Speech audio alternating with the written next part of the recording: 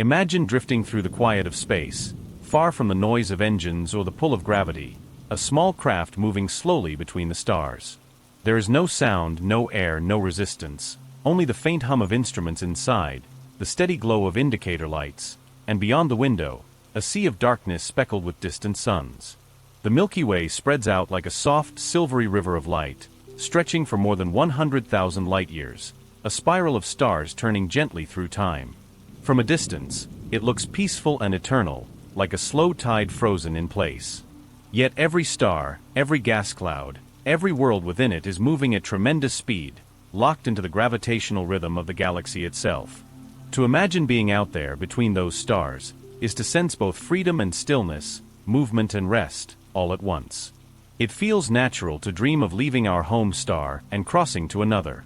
For as long as we have looked up, we have wondered what lies beyond the horizon of our galaxy. Science fiction has shown us scenes of shining ships traveling between galaxies as if they were islands across a calm ocean. Those images are beautiful, filled with hope and imagination. But reality moves differently. Real space does not open easily, and its distances are not the distances of any ocean or continent. They are deeper, colder, and slower, shaped by the rules of physics that do not bend to desire or invention. The truth is, even the fastest object humanity has ever launched, Voyager 1, has not yet crossed even a single light day beyond the thin outer edge of our solar system. It travels at nearly 40,000 miles per hour, a speed that would circle Earth in about an hour, yet compared to the scale of the galaxy, that motion is almost still. The Milky Way is our home in the most complete sense. Every human being who has ever lived has done so within this single swirl of stars. Every light we see in the night sky, every nebula captured by telescopes, every pulsar, every planetary system we can measure, all belong to this one vast structure. From Earth, we can only see about half of it clearly. The rest is hidden behind the dark lanes of dust and gas that circle the galactic center. When astronomers map its shape, they describe a flat disk with graceful spiral arms, each arm home to billions of stars, many with planets, each orbiting the galactic center at enormous speed. Yet even though all of this motion is dynamic and energetic, the overall pattern changes very little over millions of years. It is as if the galaxy is breathing so slowly that human senses cannot perceive its rhythm. If you were standing on a world near the edge of our galaxy, the center would rise in your night sky as a glowing band of light, thick and textured, almost alive. You would see dust clouds dark against the brighter background, and you might notice the slow drift of nearby stars relative to one another, though only across many centuries. The space between you and the next galaxy, the Andromeda Galaxy, is 2.5 million light-years.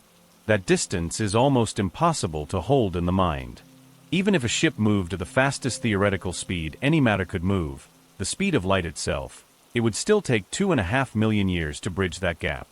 And nothing with mass, not even the smallest particle, can reach that ultimate speed. That single fact defines the quiet barrier that holds us within our galactic home. Yet this boundary is not a cage, and the galaxy is not a prison. It is more like a cradle, vast, ancient, and stable enough to give lifetime to grow. Within its arms are the remains of older stars, the ashes of supernovae that scatter the elements we are made of. Our bones, our blood, our planet's oceans all contain atoms forged in the cores of stars that lived and died billions of years ago. In that sense, to be stuck in our galaxy is to remain among our own ancestors, drifting through a field of memory. The stars that circle around us are part of the same family line of cosmic evolution. The sunlight that warms Earth comes from a star that was born in one of these arms, and someday, long after we are gone, its material will return to the same galactic current to form new stars, new planets, and perhaps new life. When people imagine crossing the galaxy, they often picture motion as we know it on Earth. Trains crossing continents, planes spanning oceans. But the distances between stars are so immense that our normal sense of speed does not apply. The nearest star beyond the Sun, Proxima Centauri, lies about 25 trillion miles away. Even light, which travels at 186,000 miles per second, takes more than 4 years to reach it. At the speed of Voyager 1, it would take roughly 75,000 years to arrive. Every mile gained would be a quiet moment of patience against time itself. In the space between, there is almost nothing to see, no air, no dust thick enough to reflect sunlight, only an endless void with a faint shimmer of starlight from unimaginably far away. The idea of being trapped often carries fear, but in the cosmic sense, it can carry peace. The galaxy is large enough that we could wander within it forever without ever touching its edge. Its spiral arms offer endless variety, dense star clusters, empty regions between the arms, glowing nebulae where new suns are born.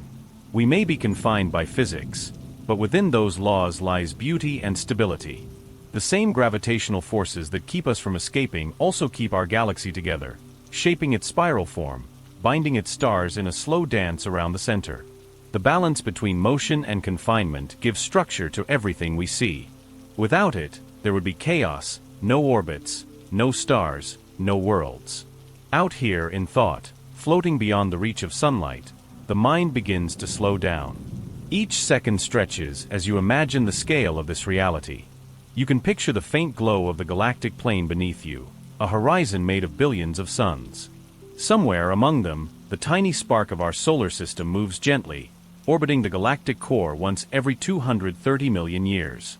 That means our world has only completed about 20 journeys around the center since it formed. In all of human history, we have not even traveled a single degree of that orbit. To think of this is not to feel small, but to feel stable, like a leaf resting in a great, endless current.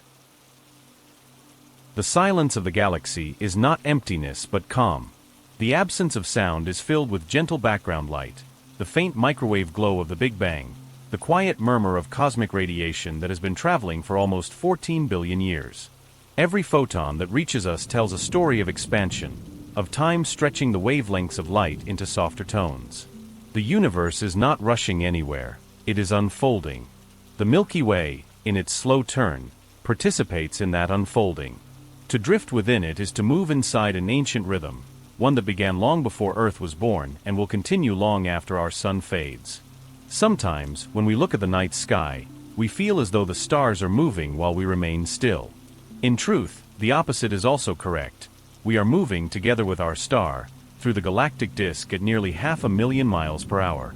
Yet because everything around us moves with us, the planets, the sun, the nearby stars, we do not feel that motion. It is a stillness made of shared travel. The galaxy itself turns like a giant clock whose hands move so slowly that only by measuring the light from distant regions can we detect the passing of its time. To imagine escaping that motion entirely would mean breaking free not just from gravity, but from the structure that defines our cosmic neighborhood. Science fiction writers often imagine hyperspace, wormholes, and other shortcuts that allow ships to jump from one galaxy to another. These are powerful ideas, ways of thinking about freedom and exploration. But the real universe works with patient laws. Gravity, inertia, and the finite speed of light are not barriers we can outthink. They are part of the same fabric that allows stars to shine and planets to orbit. To move beyond our galaxy would require energies and timescales so vast that they fall outside any practical dream of engineering. The boundaries of our Milky Way are, for now and for all foreseeable ages, the horizon of our reach. And yet, within that horizon, there is more space, more mystery, and more quiet beauty than any one lifetime could ever explore. Slowly, as you picture all of this, you can feel a sense of weightless acceptance. There is no rush to escape, no race to complete. The galaxy is wide enough to hold all our questions. It does not demand movement. It simply invites observation. Each star is a point of light in the same shared structure, each orbit another rhythm in the same long song. To be part of that song is not limitation but belonging. We are not outside the galaxy trying to leave. We are threads within its spiral fabric, moving with it through time. So, as you let the image of the Milky Way settle in your mind, imagine that you are gently drifting among its stars, carried by its rotation, guided by its gravity, surrounded by its calm. The light of distant suns passes around you like dust in a slow current. There is no boundary to press against, no wall to escape, only the deep, infinite motion of the galaxy itself. Here, in the quiet between thoughts, you can sense what it means to live inside something vast and ancient. The stars do not hurry, and neither should you. The galaxy moves on, turning softly through the darkness, and you are already a part of its endless, peaceful journey. Before we travel any farther, take a slow, deep breath. Let the air move in through your nose, cool and calm, and then let it go, long and gentle. The world around you might still be busy, but here in this quiet space, you do not need to do anything. You can let go of the day that has passed and the thoughts that keep returning. You do not need to push them away, just let them drift like small clouds, floating without effort. Each breath brings a little more stillness. Each exhale softens the muscles in your face, in your shoulders, in your hands. The rhythm of your breathing becomes steady, almost like the slow turn of a planet in space. You are not rushing anywhere. There is no schedule here. There is only the quiet motion of your own body resting in the same universe that holds the stars. It helps to make yourself comfortable, to settle into a position that feels natural and soft. If you are lying down, feel the weight of your body against the surface beneath you. Notice how the weight slowly spreads out, how it is supported without effort. If you are sitting, allow your back to lean a little, let your arms rest, and let your eyes grow heavy. The light around you can dim, or you can simply close your eyes and picture the darkness of space itself, deep and endless but not empty. In that darkness, you can imagine countless stars glowing quietly, steady and distant, their light traveling for thousands of years just to reach your eyes. That light has waited so long, it can wait for you to relax. You might feel a little tension in your neck or shoulders, the leftover trace of your day. As you breathe, picture that tension melting away, spreading out like mist, fading into the air. Your body knows how to rest. It has done so many times before. You do not have to tell it what to do. It knows how to slow down, how to let the heart beat in a steady, calm rhythm, how to let the breath flow in a smooth cycle. In this space, you can rest as the Earth rests each night, turning gently under the stars. The planet does not stop moving. It just turns away from the light for a while, finding balance in the dark. You can do the same. This is your time to listen, not to think too hard, not to solve anything. The story that unfolds here will move slowly, like the orbits of worlds. You do not have to hold on to every word. You can let them pass over you like waves. The sound of the narration is only a guide, a soft light that moves with you through the galaxy of thought. The universe does not hurry, and neither should you. As you listen, you may notice your breathing becoming slower, your heart quieter, your mind lighter. That is how it should be. The longer you listen, the more natural this quiet becomes. If you are enjoying this gentle journey through the stars, feel free to subscribe, or to leave a like if you'd like. It helps this calm space continue to exist, a small corner of the universe where you can return whenever you need rest. And if you wish, you can let me know where you're listening from, maybe from a quiet bedroom, a living room with dim lights, a long drive under a night sky, or a moment between the day's duties. Wherever you are, the stars above you are the same ones seen by everyone across Earth. We all share this single view, even if our lives unfold far apart. When you think about the Milky Way, it can be hard to truly understand its size. It looks small when you see it as a soft band of light in the night sky, but that faint ribbon is only a thin edge of the great spiral we live inside. The Milky Way is about 100,000 light-years across, which means that even a beam of light, moving at the fastest speed possible, would take 100,000 years to cross from one side to the other. Every time you look at that glowing stretch above you, you are seeing a piece of that enormous disk, filled with hundreds of billions of stars, most with their own planets, moons, and clouds of dust and gas. It is not just our home galaxy, it is our entire world in space. Every step humanity has taken beyond Earth, from the first rockets to the deep probes launched by NASA, has still been inside this single spiral of stars. The question we often ask is simple: could we ever leave it? Could we, one day, cross the dark space between galaxies and reach another? That thought has lived in human imagination for generations. Science fiction stories have built entire futures around that dream. Ships leaping from one galaxy to the next, travelers exploring countless star systems beyond the Milky Way. Yet when we look at what we truly know about the universe, the distances involved begin to show us something deeper than just a technological challenge. They show us the limits that shape our reality, limits not set by what we have built, but by the laws that govern space and time themselves. The question of why we are stuck in our galaxy forever is not a question of invention, it is a question of nature. Imagine standing on Earth, looking up at the stars, and picking one at random. Even the closest of those stars is unimaginably far away. The nearest, Proxima Centauri, lies 4.25 light-years from us, about 25 trillion miles. That distance alone would take the fastest spacecraft humanity has ever launched more than 75,000 years to cross. And that is just to reach the very next star, still deep inside our own galaxy. To reach another galaxy entirely would mean crossing a gulf millions of times greater. The nearest one, the Andromeda Galaxy, sits 2.5 million light-years away. In miles, that is roughly 15 quintillion miles, a number so large that it almost stops meaning anything. You could travel at the speed of light itself and still not arrive for more years than there have been humans on Earth. So the question becomes not only how far we can go, but how we define going at all. We have already sent probes beyond the edges of our solar system. Voyager 1 and Voyager 2, launched in the late 1970s, continue to drift farther each year, carrying golden records with sounds and images of our world. They are now more than 15 billion miles away, traveling through interstellar space. Yet even after nearly 50 years of flight, they have only just left the bubble of the sun's influence. They are not even close to the nearest star, much less to leaving the Milky Way. The reality of space is that it is not just wide, it is vast beyond comparison, built on scales that our minds can barely grasp. When we talk about escaping the galaxy, we are talking about moving against the combined gravity of hundreds of billions of stars. The Milky Way's mass holds everything inside its slow rotation, keeping stars and planets bound in their orbits like a giant invisible hand. The Sun, along with our solar system, moves around the galactic center at more than 500,000 miles per hour. At that speed, it will take about 230 million years to complete one orbit. And even then, we remain deep within the spiral arms, following the same steady path as countless other stars. To move fast enough to break free from that grip entirely would require speeds that no known material, no known engine, could ever reach. But even beyond the limits of speed and energy, there is something more subtle holding us here. The galaxy is not just a place we live, it is a structure that has shaped everything we are. The atoms that make up your body were born in ancient stars of the Milky Way.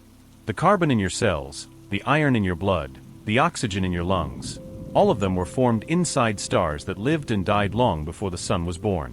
To leave the galaxy would be to leave the very field of matter and memory that created us.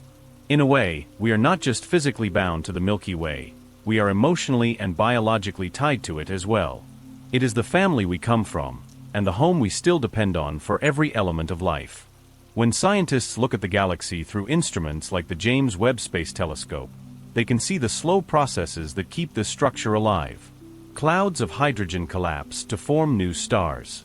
Supernovae scatter heavy elements back into space. Gravity collects dust into planets and moons. It is an ongoing cycle of creation and renewal. If we think about trying to leave this system entirely, we are asking how to step outside of the same cycle that keeps our existence possible. That realization adds a quiet depth to the question of being stuck. It is not just that we lack the tools to go farther, it is that the universe is built in such a way that every part belongs to a larger whole, each layer bound to the next. Even at the scale of thought, our reach has limits. We can imagine traveling between galaxies, but imagination does not change the rules of motion, energy, or time. The fastest known speed, the speed of light, is not just a suggestion, it is the boundary written into the structure of the cosmos. Nothing with mass can reach it.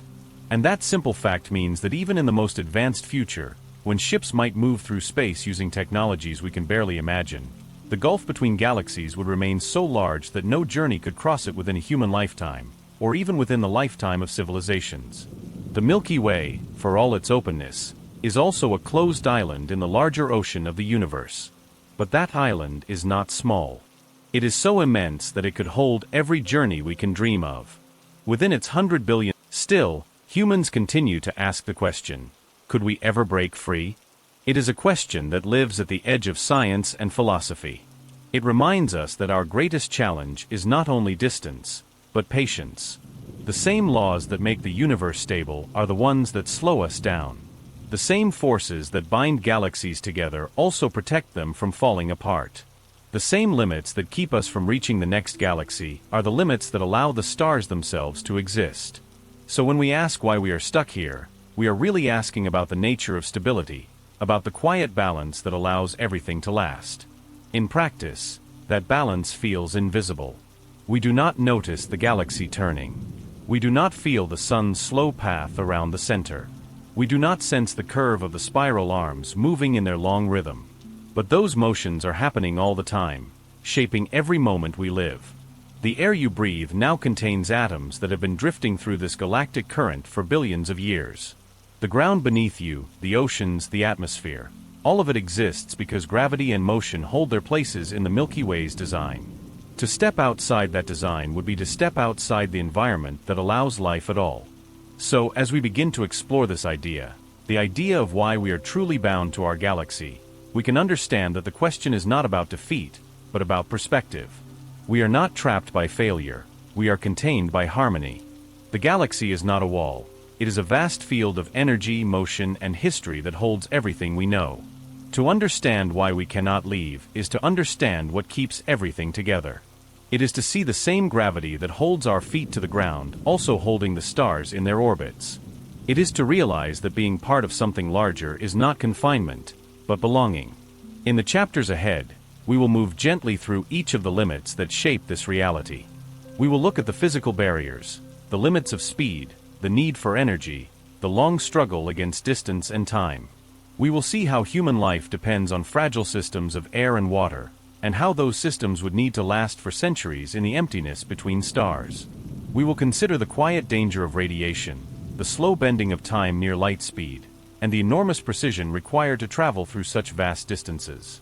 Each step will show us not just what we cannot do, but what we are, creatures of a single galaxy, bound to its rhythm, shaped by its light. And yet, even as we explore these limits, we will do so calmly. There is no sadness in the truth of physics. There is no loss in the realization that we will likely remain within our Milky Way forever. Instead, there is comfort. To know the rules of the universe is to feel safe inside them. We are not lost. We are part of a system that has endured for billions of years. The stars that shine tonight will keep shining long after we are gone, their light still traveling through the same spiral that gave us life. The galaxy is not something to escape, it is something to understand, something to rest within. So as you listen now, and your breathing stays slow and steady, picture yourself at the edge of the galaxy, looking across its vast arms, glowing softly in the darkness. Each point of light is a story, a sun, a world. Somewhere in one of those systems, a small planet holds a species that has begun to wonder about its place. That planet is our home. That species is us. And the wonder we feel, that quiet, curious longing to see beyond, is part of what makes us human. It is not wrong to dream of going farther. It is simply part of being alive in a universe that is always larger than our reach. In the silence between stars, the truth is gentle. We are part of something immense, and that is enough. Our galaxy holds everything we could ever need to explore, to understand, to imagine. We do not need to break free to find meaning. We only need to look around at the endless beauty within the place we already belong. When we begin to look closely at the real reasons why we cannot leave our galaxy, we find ourselves face to face with the most basic rules of nature. Every motion, every journey, every attempt to cross space is shaped by these rules. They are not barriers made by people or by technology. They are woven into the structure of the universe itself. The first and most absolute of these rules is the limit of speed. Nothing with mass can move faster than light. It is not just difficult, it is impossible, built into the way space and time are connected. This simple fact, elegant and quiet, defines the boundary of everything we can ever do. To understand what that means, imagine a beam of light leaving the sun. It travels at about 186,000 miles per second. In just over 8 minutes, it crosses the 93 million miles between the sun and Earth. That seems unimaginably fast, but when measured against galactic scales, it becomes almost slow. Light takes more than 4 years to reach the next nearest star, and 100,000 years to travel from one end of the Milky Way to the other. Even if we could somehow move as fast as light, which no physical object ever can, we would still spend entire civilizations' worth of time just crossing our own home galaxy. The idea of moving from one galaxy to another at that speed stretches into millions of years. This limitation is not only about speed. It is about energy. As an object moves faster, its mass behaves differently. According to Einstein's theory of relativity, the faster something goes, the more energy it takes to keep accelerating. The closer it gets to the speed of light, the more energy it needs, until the required energy becomes infinite. That is not just a number that means a lot. It means unreachable. There is not enough energy in the entire universe to push even a single grain of dust to the speed of light. This is not a technical problem that could be fixed with better machines. It is a law of physics that cannot be broken, the same law that keeps the universe stable and predictable. It helps to think of space not as an empty background, but as something that has texture. When a spacecraft moves, it is not moving through nothing. It is moving through space-time, which bends and stretches with energy and gravity. The faster a ship moves, the more it presses against that fabric. Near light speed, space and time themselves begin to change for the traveler. Time slows down, distances appear to shorten, and the world behind the traveler stretches into red light. But no matter how hard the engines push, there is always more resistance, always another step that cannot be taken. The universe protects its limits, not with walls, but with geometry. In everyday life, we never notice these effects. Cars, planes, even rockets move so slowly compared to light that time and space behave normally. But the moment we begin to imagine interstellar travel, the laws of relativity step forward like quiet guardians of the possible. The distances between stars are so vast that any realistic speed becomes almost still when measured against them. Voyager 1, one of our fastest ships, travels at about 38,000 miles per hour. If you could somehow sit inside it, you would be moving faster than any human has ever moved, yet you would still need more than 75,000 years to reach the next star. From a galactic point of view, that motion is almost nothing. There is also the simple truth of acceleration. Even if we could build an engine powerful enough to approach a fraction of light speed, we could not reach that speed instantly. We would need to accelerate slowly, so that the human body inside could survive the motion. If a ship were to accelerate at a comfortable rate, say 1 gravity the same as standing on Earth, it would take nearly a year to reach the speed of light, if it were possible.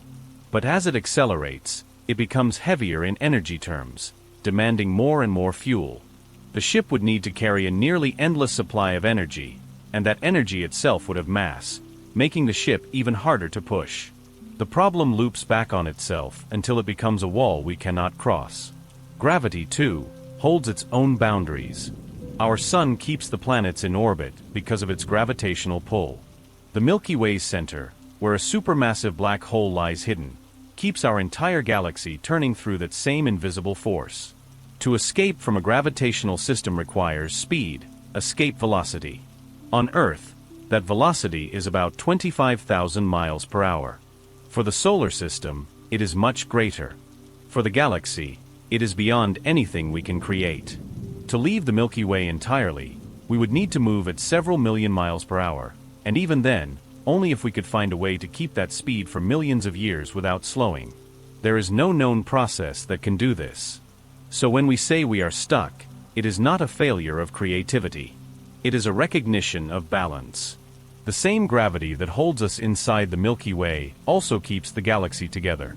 Without it, the stars would drift away, and there would be no spiral shape, no center, no stable orbit for the sun to follow. Gravity gives structure to the universe, but it also defines the edges of what we can reach. The galaxy is not a wall built against us. It is a web of motion that holds everything in its place. We might imagine then that there are shortcuts, hidden ways to fold space or tunnel through it.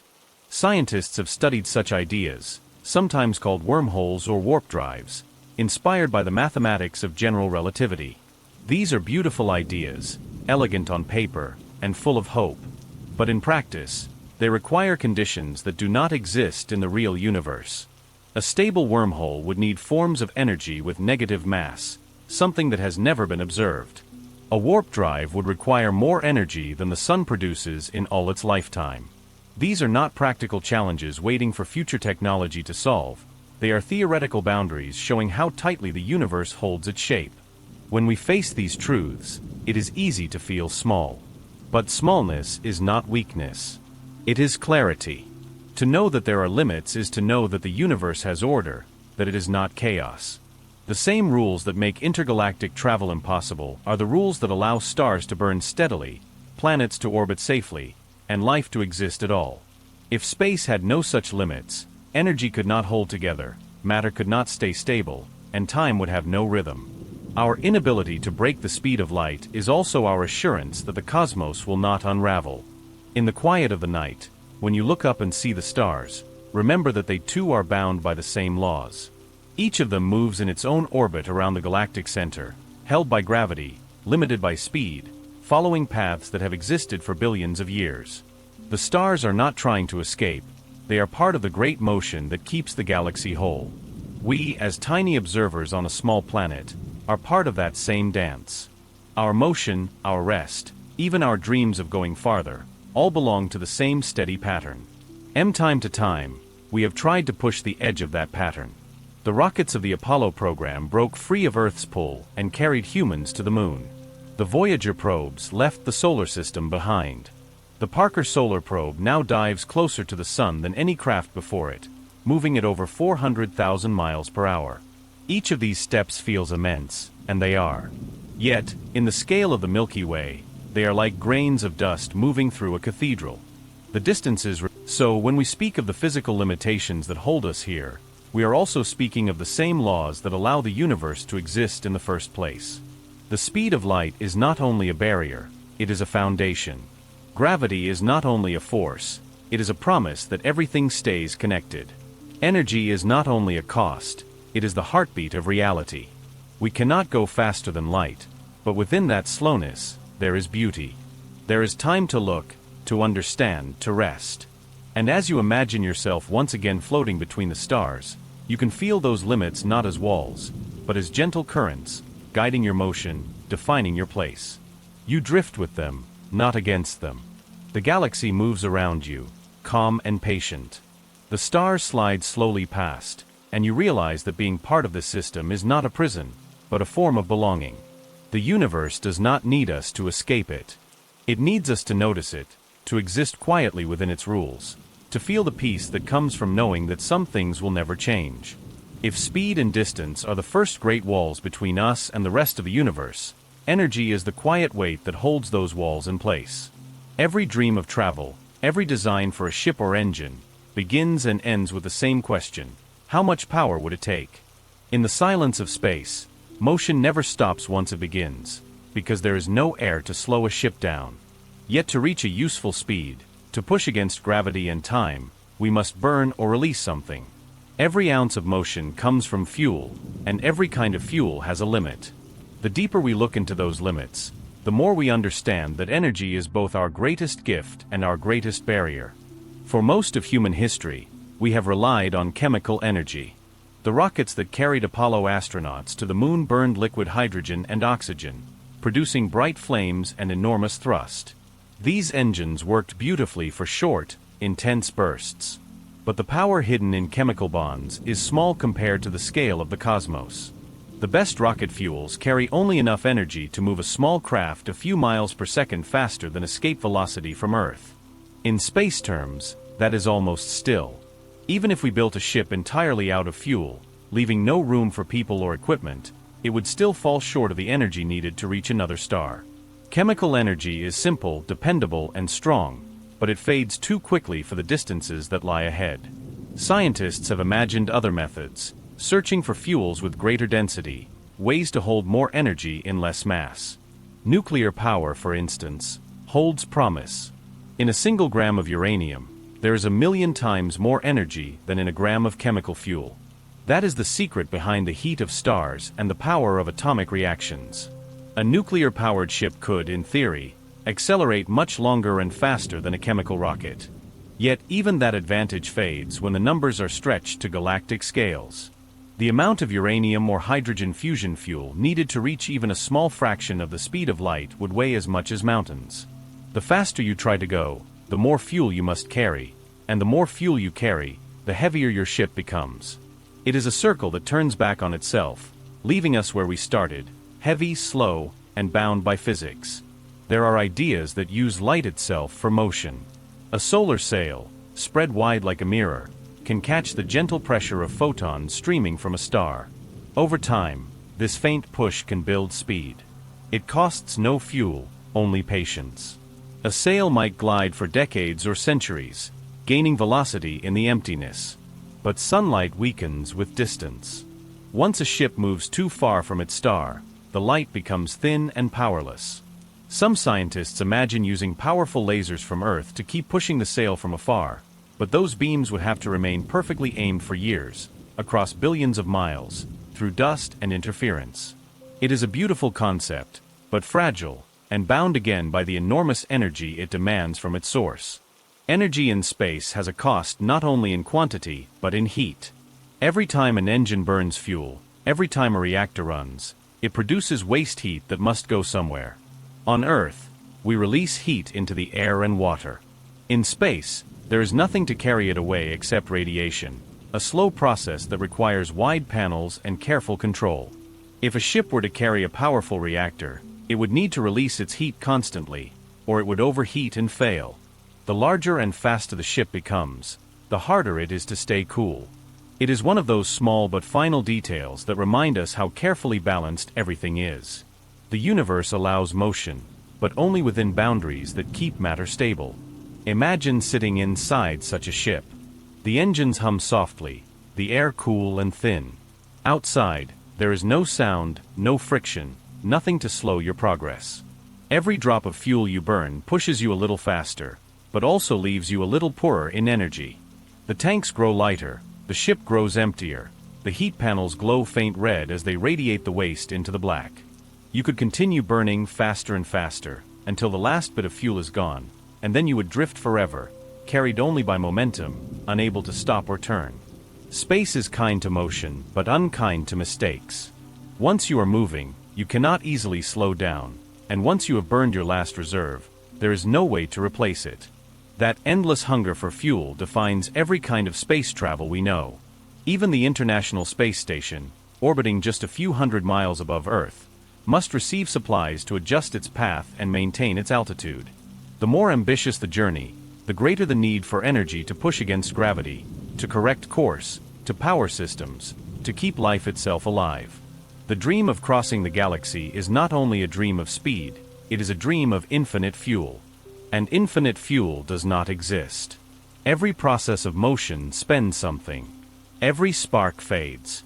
Even stars, the great engines of the cosmos, have limited lives, burning through their hydrogen until they cool into quiet remnants. Nothing lasts forever, not even light. There are ideas to borrow energy from nature instead of carrying it. Some imagine ships that use the gravity of stars and planets as slings, swinging close and stealing momentum from their orbits. The Voyager probes used this method, gaining speed by passing near Jupiter and Saturn.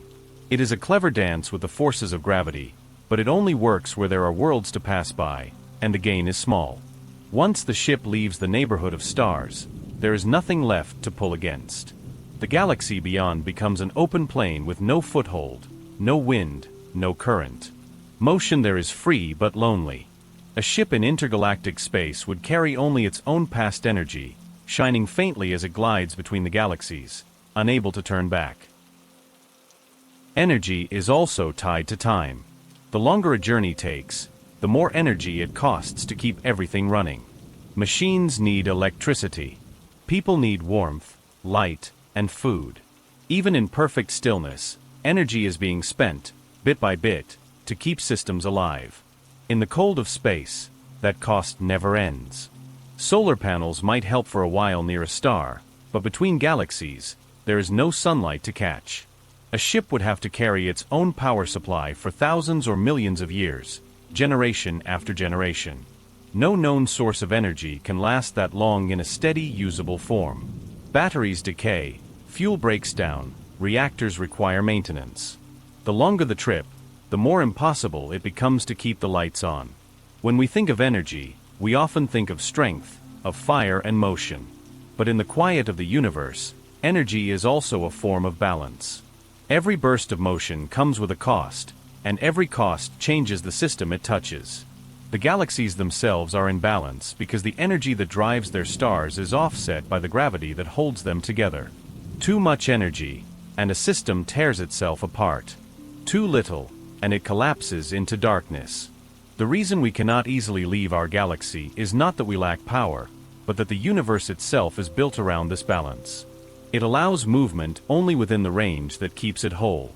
On Earth, we are surrounded by energy in many forms: sunlight, wind, heat from within the planet, the motion of tides. We have learned to use some of these to power our lives. But even here, energy is finite. Every act of creation consumes it, and every act of rest restores it slowly. The same truth extends outward, from our planet to the stars. The light that shines from the sun is the slow spending of hydrogen, a resource that will one day run out. The warmth of a star is both life and loss. So when we imagine powering ships across the galaxy, we are really imagining borrowing from the same limited store that all stars share. It is a gentle reminder that motion is never free, even for the cosmos itself. If we could see energy the way we see light, the galaxy would glow not just with stars but with invisible tides of power, flowing from one form to another. Supernovae release bursts that light up entire regions. Black holes feed on matter and release jets that stretch for light years. Nebulae glow with leftover heat from ancient explosions. Everything is connected in a slow exchange, but the total amount of usable energy always decreases. It is a law of thermodynamics, quiet and certain. Over time, everything cools. Over eons, the universe itself drifts toward a state of rest, where no more work can be done. Against that backdrop, every idea of travel and progress is temporary, a spark in a vast night. There is beauty in that, if we listen to it softly. The same energy that limits us also gives us life. The warmth of the sun, the breath of the wind, the spark of a city at night, all of it is borrowed from the same cosmic store. We cannot escape the galaxy because we are made from its fuel, living for a brief time before returning that energy back into the whole. To see that truth is to feel at peace with it. The stars are burning their own limited fuel even now, and yet they do not hurry. They burn as long as they can, steady and patient, shining light into the darkness without fear of the end. When we look at our engines, our ships, our dreams of motion, we are seeing smaller reflections of that same patience. Each machine burns its energy and fades. Each attempt to reach farther is another brief flash against the endless background. We are not wrong to try. Exploration is our way of feeling alive, of learning about the balance that holds us. But it is also part of the same process of spending energy, of giving it back. The moment we move, we begin to slow. The moment we burn fuel, we begin to rest again. This rhythm is not defeat, it is the heartbeat of the universe itself. So when we ask why we are stuck in our galaxy, the answer lies partly in fuel, in energy, in the quiet cost of motion. Every step forward in space requires something to be spent. Every burst of speed leaves behind a little less to continue. There are no free paths between galaxies, no hidden sources of power waiting to be found.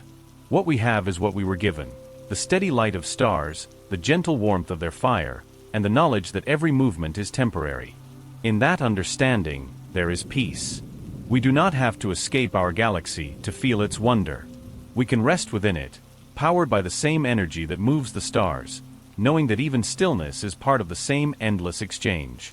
When we think about traveling far from Earth, it is easy to picture the engine. On Earth, our planet performs that recycling for us automatically. Plants breathe in carbon dioxide and give back oxygen. Oceans hold water and release it into the air. Rain cleanses and renews. The soil turns fallen leaves into nutrients for new growth. Every living thing plays a part in this quiet exchange. When we leave the planet, we must imitate that entire system inside metal walls. We must become the caretakers of our own miniature Earths. To live in space for centuries, humans would need to build not just machines, but environments that live and breathe with them. Small, contained worlds that can stay alive without help from home. Scientists have already begun to explore what that might look like. Experiments in closed habitats have been built to test whether plants can grow, recycle air, and feed people in sealed systems. Some of these tests succeed for a while, but problems always appear. Mold grows in the corners. Oxygen levels shift. Tiny imbalances grow into major failures. Nature is vast and complex, it does not always scale down neatly. The truth is that we still depend deeply on the size and stability of Earth to keep us alive. Every breath we take is part of the planet's ancient rhythm. Every drop of water we drink has been part of the cycle for billions of years. To copy that fully would mean creating not just technology, but an entire living world that works on its own. Even if we could build such a perfect system, time would still test it. Over decades, metals fatigue, seals crack, and small errors accumulate. Radiation from space slowly damages materials. Micrometeoroids strike and weaken surfaces. Electronics decay under constant use. A human journey to the stars would not be like a single flight. It would be like running a city that must never stop, where every system depends on every other. The smallest failure could spread quietly, like a chain of falling dominoes, until the balance of air or water is lost. The longer the journey, the more certain it becomes that something somewhere will fail. And then there is the question of food. On Earth, food grows with sunlight, rain, and rich soil. In space, each of those must be created artificially. Plants need light, warmth, carbon dioxide, and nutrients. They need bees or careful human hands to pollinate them. They need balance, not too much heat, not too little water. A spacefaring civilization would need to grow its food in controlled environments, using lamps to mimic the sun, recycling every bit of waste into new life. It is possible, but delicate. Each leaf, each seed, each drop of water would be precious. To sustain generations of humans this way would require patience, care, and an unbroken chain of maintenance that stretches across centuries. Water, too, is a constant challenge. It may seem simple: collect it, filter it, reuse it, but nothing stays perfect forever. Filters clog, membranes fail, molecules drift away in leaks too small to see. In the emptiness of space, every drop matters. A long voyage would require capturing every bit of moisture that leaves the body, every breath, every tear, every drop of condensation. The water would have to flow endlessly through the same circuit, never wasted. The same molecules might serve one person, then another, countless times, for generations. This is not just engineering, it is trust. Trust in the system, in the care of each person aboard, in the commitment to never take more than can be replaced. Air behaves the same way. It must be balanced between oxygen and carbon dioxide, with nitrogen as a cushion in between. Too much of one gas, and the crew grows dizzy or weak. Too little, and the flame of life itself fades. Machines can regulate that balance, but they must work flawlessly forever. Plants can help, but plants also need care. The entire environment becomes a single organism, made up of metal, water, light, and breath. If any part fails, the rest follows. On Earth, if one tree dies, 1,000 others stand in its place. In space, there is no such margin. Every part matters. Then there is the hidden problem of waste. Every living creature produces it, and on Earth, nature recycles it through soil, bacteria, and weather. On a ship, waste must be handled, broken down, and turned into something useful. Nothing can be thrown away because there is no away in space. Every atom must be kept within the system. Over decades, that task becomes heavy. Even with perfect recycling, small losses accumulate: tiny leaks, slow degradation, chemical shifts. Over centuries, those losses add up, and eventually, the balance would break. Without constant renewal, even the best systems would run out of usable material. For humans, this reality goes beyond technology. It becomes emotional. The thought of living in a small, closed space for generations, breathing the same recycled air, drinking the same recycled water, eating food grown under artificial lights, it requires a kind of patience and trust that is difficult to imagine. The people who live on such a ship would never see open skies or oceans. They would never feel real gravity or the warmth of sunlight on their skin. Their world would be mechanical, humming softly through the darkness, powered by systems they could never let fail. In that kind of life, every sound and every motion would matter. The deeper truth is that humans are part of Earth's own system. We are shaped by its cycles, its sunlight, its seasons, its air. Our minds rest more easily when we feel wind, when we see clouds, when we hear water move. The body remembers gravity. The lungs remember the weight of air. To live away from that for too long changes more than the body. It changes the sense of being human. It is not just survival that becomes difficult, but peace. We can build machines to carry us, but carrying the quiet comfort of home is harder. It is no surprise that even astronauts, after only months in space, speak often of Earth. They describe its blue oceans, its thin atmosphere glowing with light, its fragile beauty. From orbit, the planet looks peaceful and whole, and that view reminds them of what they miss most: air that is alive, water that falls as rain, and the knowledge that nature itself is watching over them. In deep space, there would be no such comfort, only the sound of fans, pumps, and the constant rhythm of machines. That sound would become the heartbeat of the ship, steady and necessary, but never truly alive. Over time, even the best designed systems drift toward failure. It is not because they are poorly made, but because the universe itself wears things down. Entropy, the slow tendency of everything toward disorder. And so, as we think about why we may never leave the Milky Way, we see that the reason is not only distance or speed, but life itself. To exist far from home is to carry home with us in fragile form. Air, water, food, they seem simple, but they are the foundations of everything we are. The Earth gives them freely, renewing them every day without our asking. In space, they must be earned and guarded every moment. It is not the cold or the dark that limits us most. It is the quiet need for balance, the endless care that life demands. The beauty of this truth is that it reminds us how rare life is. In all the vast galaxy, in all the empty spaces between stars, there are only a few small worlds that can cradle breath and growth. To remain within our galaxy is not to be trapped, but to be alive in one of its living corners. We depend on this delicate system not as a limitation, but as a gift. To breathe, to drink, to eat, these are miracles made ordinary by the planet we call home. And even if one day we travel farther than we ever have, we will always carry the memory of this balance with us, like a soft echo of Earth beating inside every breath. In the quiet darkness between stars, there is a constant rain that never ends. It is not rain made of water or dust, but of invisible energy, high-speed particles, gamma rays, and bursts of radiation that move through space at nearly the speed of light.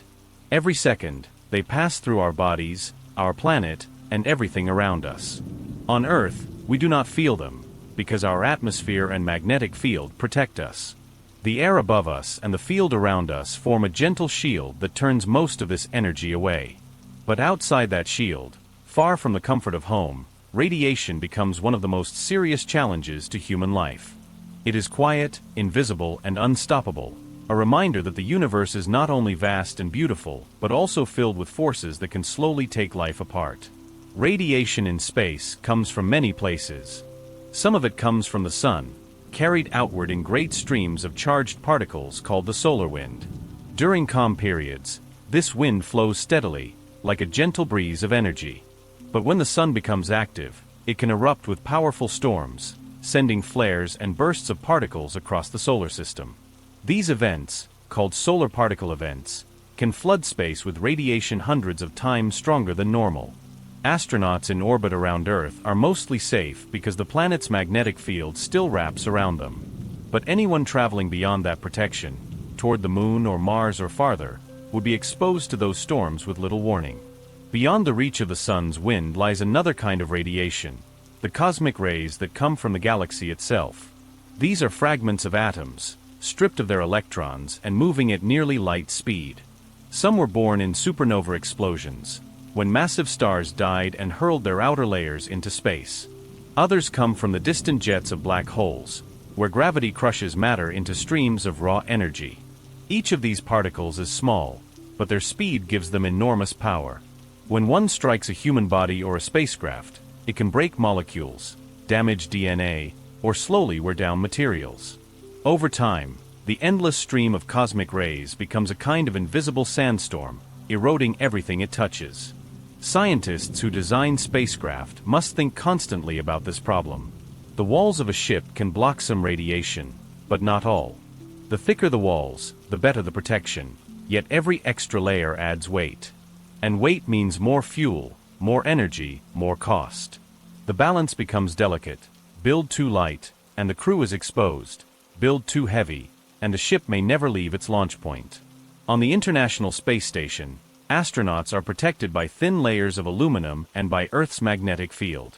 But if they were to travel beyond that field, they would face a level of radiation that no human has yet experienced for long periods. The longer the journey, the more dangerous it becomes. On Earth, we think of radiation as rare or exceptional, something that happens near nuclear reactors or medical machines. In space, it is everywhere, constant and natural. It fills every corner of the galaxy like faint, invisible light. Even between galaxies, the background of the universe carries radiation from the first moments after the Big Bang, still spreading out as a cool microwave glow. There is no true silence in space. Even the emptiest regions are crossed by these ancient particles, remnants of creation that have been traveling for billions of years. To live among them safely would require shielding stronger and thicker than anything we can build, yet light enough to move through the void. That trade-off defines the limit between imagination and reality. When we imagine a long journey through space, we picture stars shining outside the windows and calm instruments glowing softly inside. But the truth would be harsher. The walls would constantly absorb radiation, slowly becoming brittle and weak. Electronics would fail more often, damaged by stray particles. The human body, exposed for years, would suffer effects that we can only predict: increased cancer risk, weakened immune systems, damage to organs and tissues. Radiation does not strike evenly. It hits randomly, one cell at a time, invisible and silent. Over decades or centuries, it would become an unending battle against decay. Researchers have tried to find ways to fight this unseen storm. Some suggest surrounding a spacecraft with water or hydrogen, which are good at absorbing radiation. Others imagine magnetic shields that could deflect charged particles, like a small artificial version of Earth's magnetic field. There are even ideas to use electric fields or plasma barriers. Even if we solved those problems, there would still be the smaller particles, the ones too fast and too rare to block completely. A single cosmic ray traveling near light speed carries more energy than a bullet. When it hits metal, it can create a spray of secondary radiation inside the ship, multiplying the danger instead of reducing it. The thicker the wall, the more particles can scatter. Engineers must calculate carefully, finding a compromise between protection and risk. There is no perfect design, only better or worse balances. Every choice in space is like that: safety on one side, possibility on the other. For long voyages, radiation also affects the tools and computers that keep a ship alive. A single high-energy particle can flip a bit of data, turning a 1 into a 0, changing a command or corrupting a file. Over time, these small errors can build up, leading to failures in navigation, communication, or life support. Spacecraft like Voyager 1 and 2 already face this problem. Their circuits are old, and their software must constantly check and correct itself to survive. Even with careful design, they still suffer from occasional glitches caused by radiation. And those probes are uncrewed, simple machines compared to what a human mission would require. Keeping humans alive means keeping thousands of systems running flawlessly for decades, all while cosmic rays continue to strike them like invisible rain. Radiation is also not evenly spread. In some regions of the galaxy, near supernova remnants or near the dense center, the intensity can rise dramatically. If we ever built a ship capable of traveling that far, it would have to navigate not only space but invisible weather, regions of higher and lower exposure, like storms and calm seas. There would be safe lanes and dangerous ones, quiet zones and violent bursts. The crew would have to rely on sensors to detect these patterns, shielding themselves as best they could. But no matter how carefully they traveled, the radiation would always be there, whispering through the hull, marking the slow passage of time. It is strange to think that something so intangible could be one of the main reasons we may never leave our galaxy. Yet that is how the universe works. The emptier it becomes, the more hostile it is to fragile life. Space seems calm from a distance, but up close it is filled with motion and energy, always moving, always striking. The Earth is a shelter, a rare and perfect balance of air, water, and magnetic strength. Without it, we face the raw nature of the cosmos, where energy flows without restraint and nothing protects what is soft. Our planet is a fortress of gentleness surrounded by storms of light. Still, there is something beautiful in this realization. The radiation that harms us is also the radiation that lights up the galaxy. The same cosmic rays that would wear down a ship are part of the process that gives birth to new stars.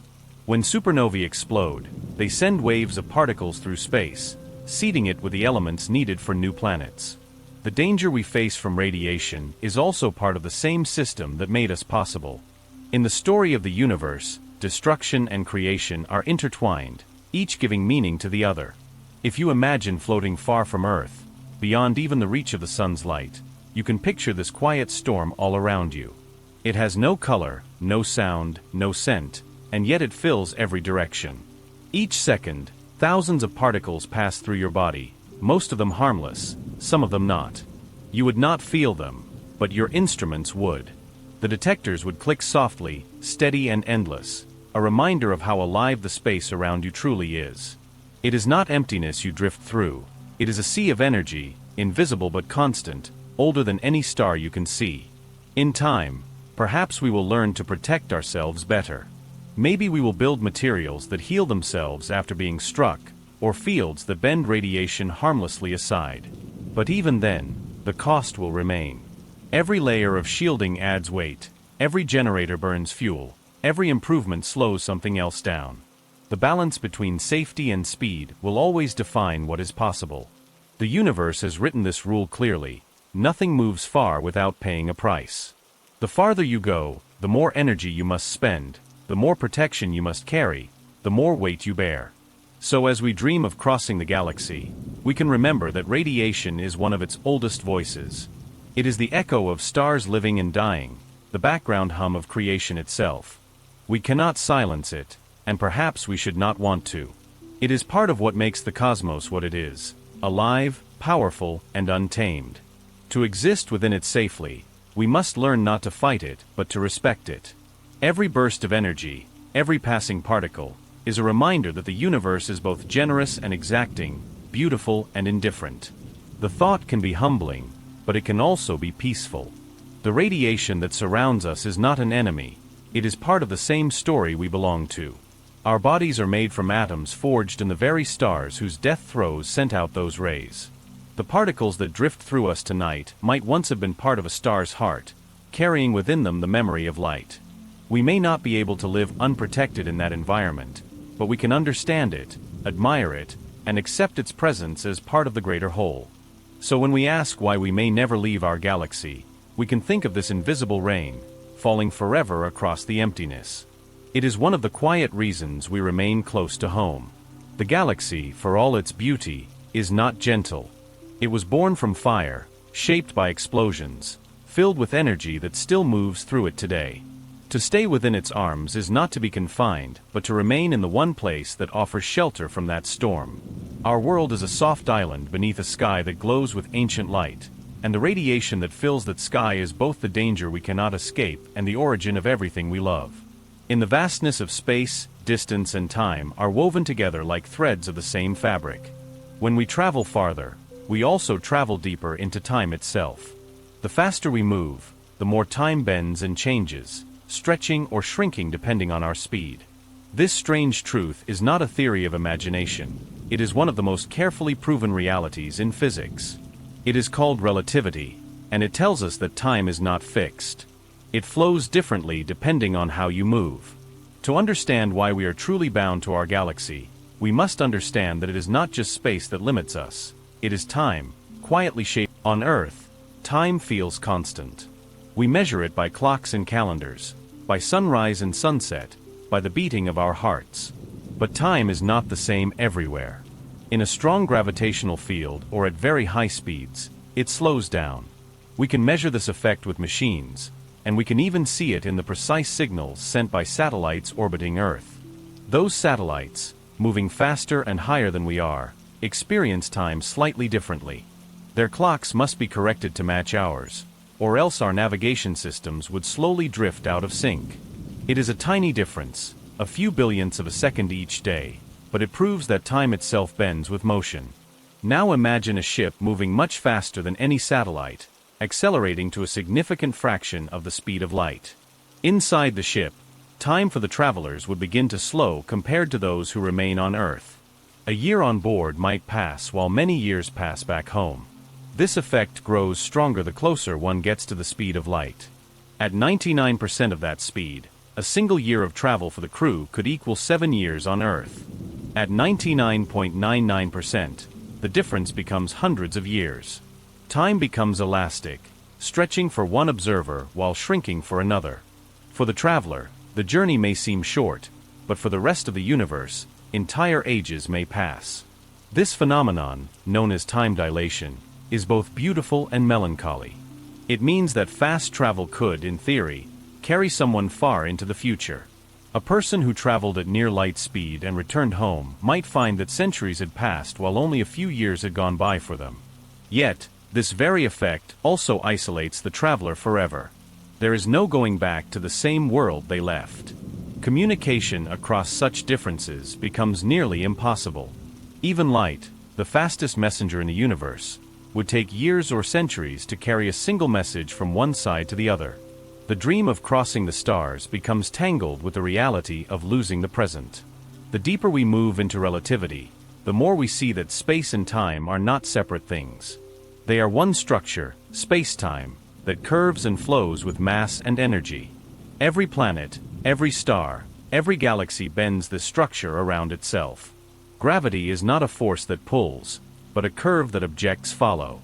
When we look at the Milky Way, we see not only a spiral of stars but a shape carved into space-time itself. The stars move through that curve, their paths shaped by it. To leave the galaxy would mean climbing out of that deep well of time and gravity, something that requires not just energy but a change in the very way we experience time itself. At slower speeds, we hardly notice these distortions. A person on Earth lives by the same rhythm as everyone else. A person on the moon would experience time almost the same, only a tiny bit faster because the moon's gravity is weaker. But as we move faster, the difference grows, and time becomes as much a barrier as distance. In the silence of deep space, where there are no landmarks and no sunrise to mark the passing hours, time itself becomes strange. Without the cycles of day and night, weeks and seasons, the human mind loses its sense of flow. The measure of time becomes a matter of machines and memory. And even those machines, ticking away with perfect precision, are bound by relativity's gentle curve. This effect also shapes how we see the universe around us. The light from distant galaxies travels for millions or billions of years before reaching our eyes. When we look at the night sky, we are not seeing the stars as they are now, but as they were long ago. Every bright point above us is a message from the past, arriving after an unimaginable journey. The farther away we look, the older the light becomes. Some of the galaxies we see tonight no longer exist in the form we see them.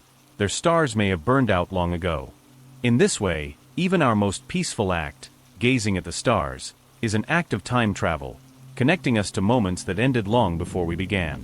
If we ever sent a ship to another galaxy, its journey would not only cross space but rewrite its relationship with time. The travelers inside would live through a few years or decades, while billions of years might pass outside their ship. By the time they arrived, the universe itself would have changed.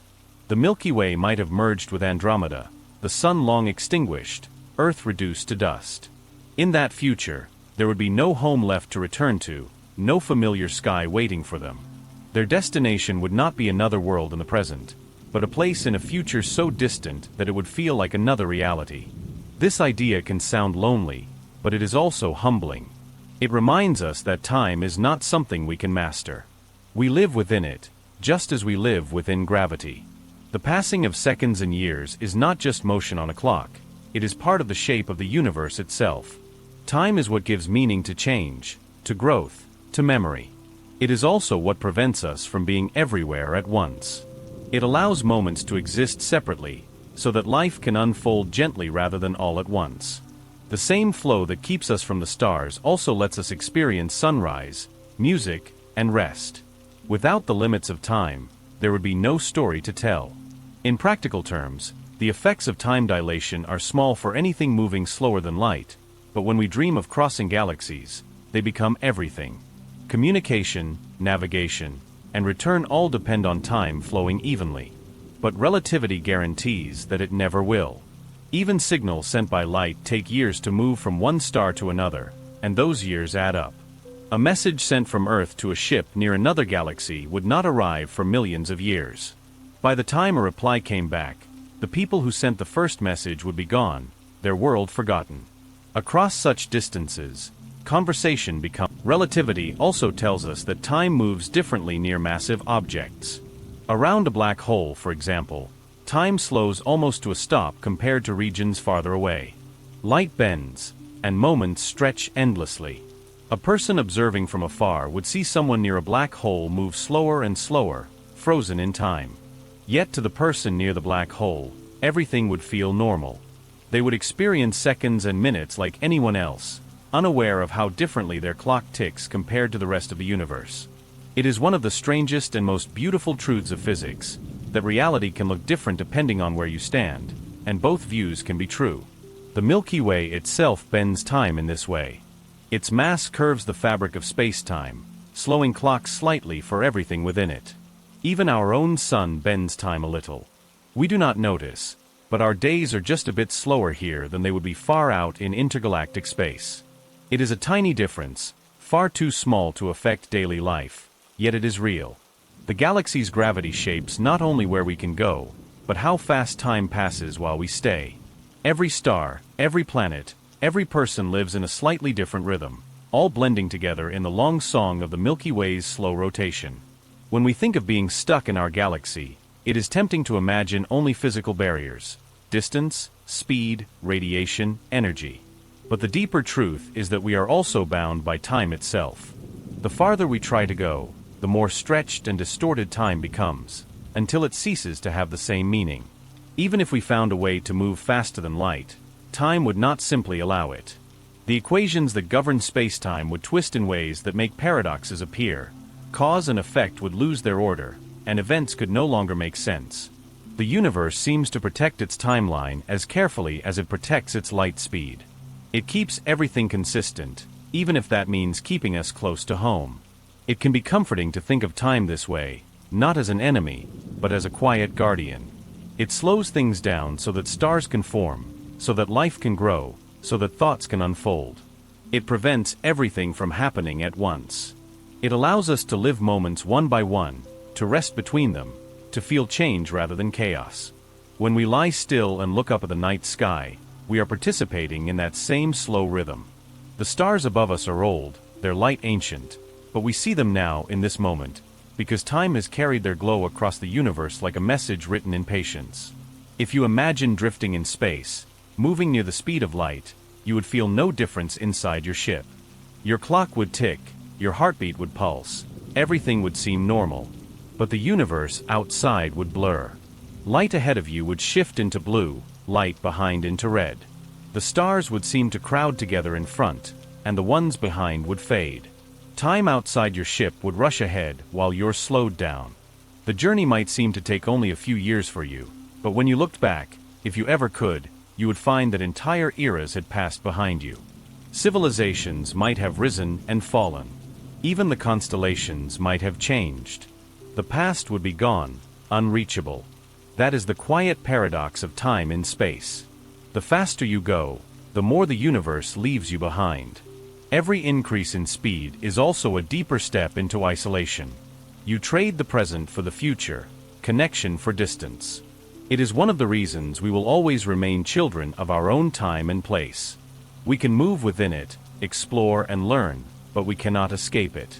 The laws that hold time together are the same ones that make life possible. The same relativity that slows a traveler's clock also keeps atoms stable and galaxies from falling apart. In that sense, being bound by time is not a prison, but a kind of safety. It ensures that the universe unfolds at a pace that allows us to exist, to think, to breathe. Every heartbeat, every orbit of Earth, every sunrise, is a small measure of that same cosmic rhythm. We do not need to rush beyond it. We only need to listen. Time will carry us where we are meant to go, slowly, gently, one moment after another.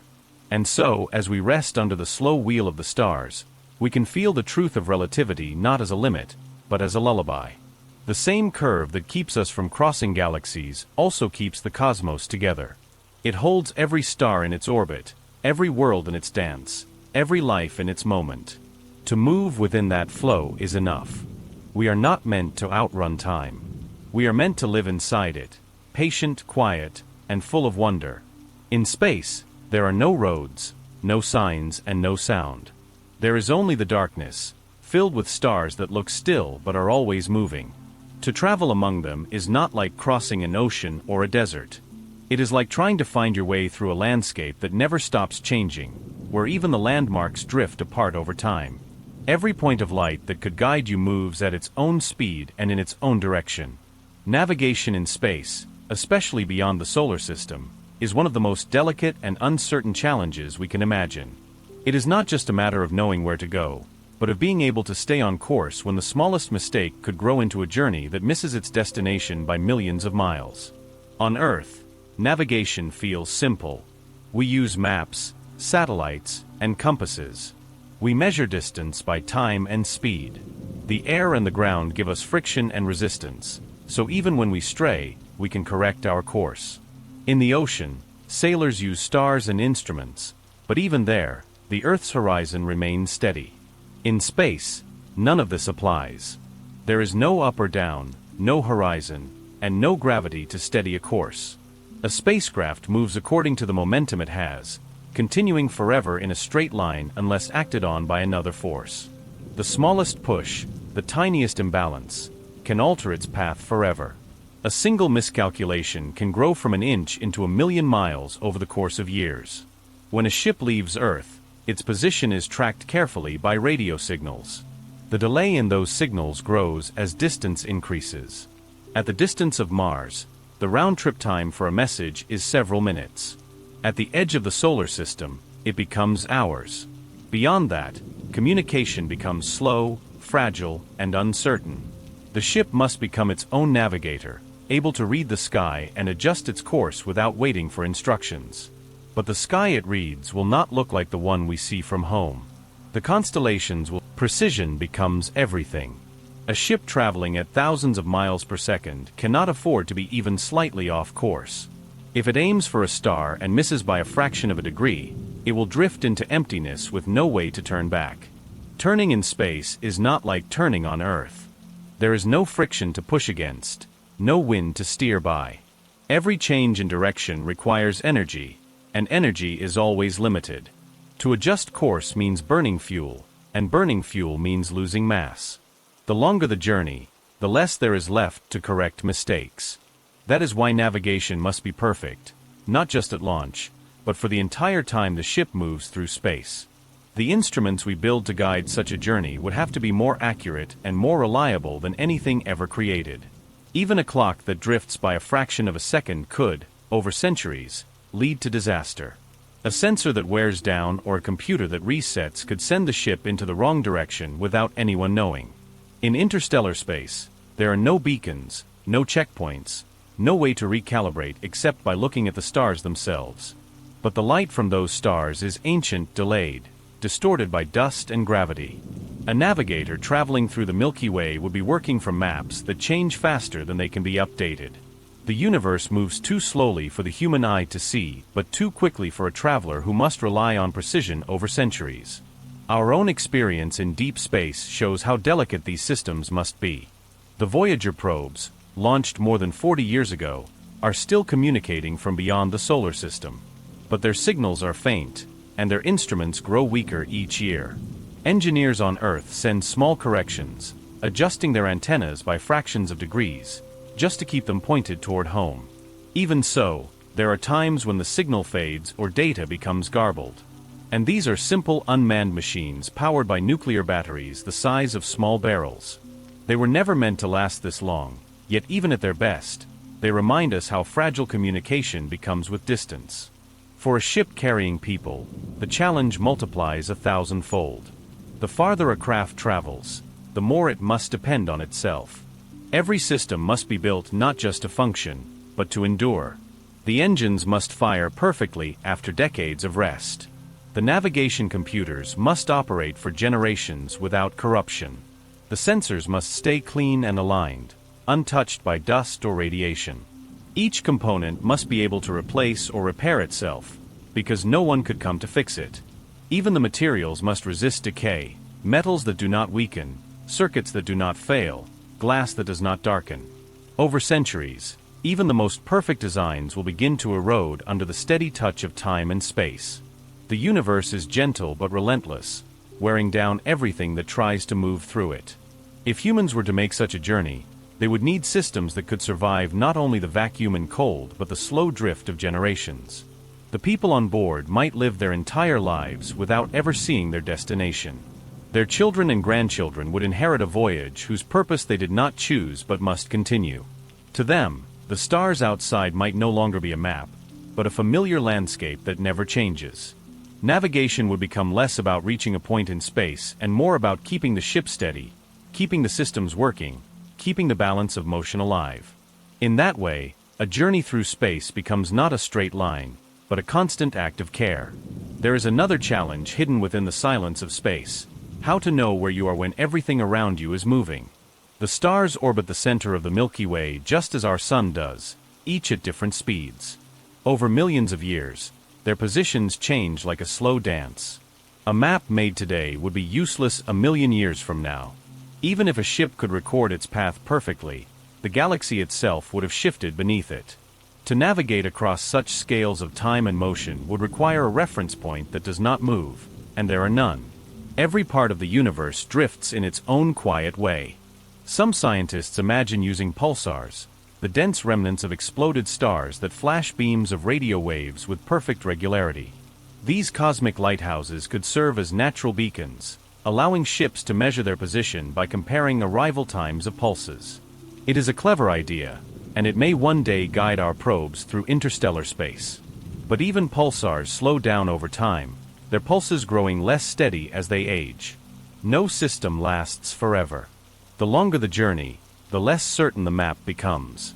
The universe offers no fixed frame, no single point that stays still. Everything moves, everything changes, everything drifts. Over time, this drifting means that no ship could be certain of its exact location for long. Even the most advanced navigation system would accumulate tiny errors, so small they might seem meaningless at first. But across millions of miles, those errors multiply. A misjudgment of 1 second in time could mean missing a planet entirely. A drift of 1 millimeter per second could, after centuries, place the ship light years away from where it intended to be. In interstellar travel, there is no such thing as a small mistake. Every error grows quietly until it defines the outcome.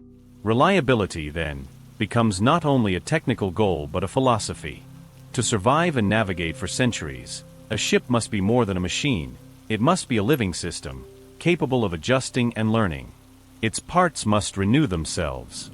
Its mind, artificial or human, must stay patient and calm, able to watch without rushing, to decide slowly, to keep faith in the journey even when there is nothing but darkness ahead. It must be able to continue long after the people who launched it are gone. And yet, the more complex a system becomes, the more fragile it grows. Complexity brings possibility, but also vulnerability. Each new part adds another way to fail. The most enduring machines are often the simplest ones. But simplicity is not enough for a mission that must sustain life. Perhaps that is one of the quiet lessons hidden in the dream of leaving our galaxy. We are limited not only by energy and physics, but by the fragility of our own creations. Every system we build mirrors the limits of its makers. We can make things strong. When we look at the stars from Earth, they seem eternal and still, but that is only an illusion given by distance. Everything moves, everything changes, even the galaxies themselves. The Milky Way and Andromeda are slowly spiraling toward each other, destined to merge billions of years from now. The constellations we recognize today will one day vanish, replaced by new arrangements. In that slow shifting, we can see the truth that permanence is only a perception. The same truth would follow any traveler who tried to navigate the galaxy, that there is no fixed path, no final arrival, only the endless movement of the universe itself. And yet, there is something comforting in that thought. The difficulty of navigation, the slow decay of machines, the uncertainty of motion, all of it reminds us that we are part of something larger, something that does not depend on precision to exist. The galaxy moves whether we can measure it or not. The The stars find their way without instruments. The planets orbit without correction. The universe continues in quiet balance, even when our systems falter. To be part of that balance is not failure, it is belonging. So when we think about why we may never leave our galaxy, we can look at these quiet truths of navigation and time. We are bound by the need for perfection in an imperfect universe, by the slow decay of all things, by the constant motion of the cosmos itself. It is not a punishment, but a kind of peace. The galaxy holds us because we are made to move within its limits, not beyond them. The stars above are not destinations to conquer, but companions to travel with, slowly, patiently, in the same eternal circle.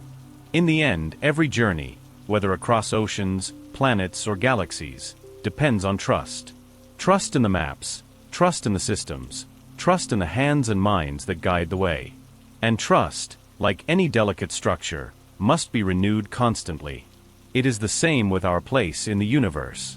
We cannot be certain of our exact position, but we can trust that we belong where we are. The galaxy itself is our compass, its light our map, its gravity our path. We may not reach another galaxy, but we are already moving through this one, carried by its invisible currents, steady and sure, part of a navigation far greater than our own.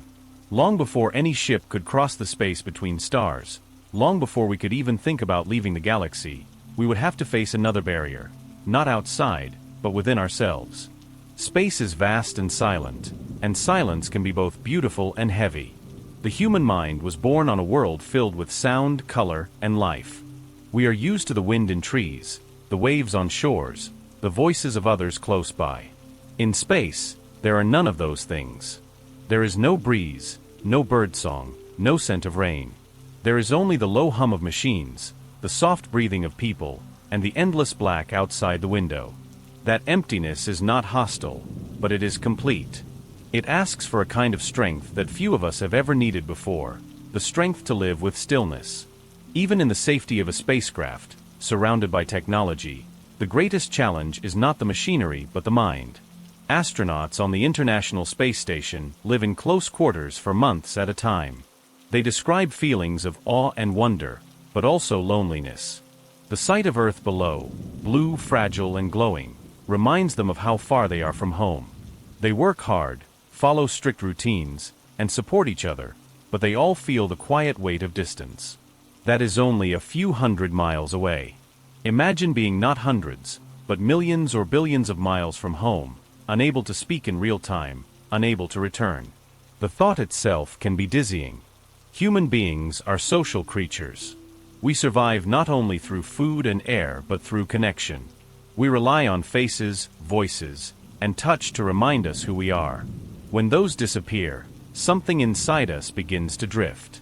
In deep space, communication with Earth would take minutes, hours, or even years to travel. Messages would arrive long after they were sent, answers long after the questions were asked.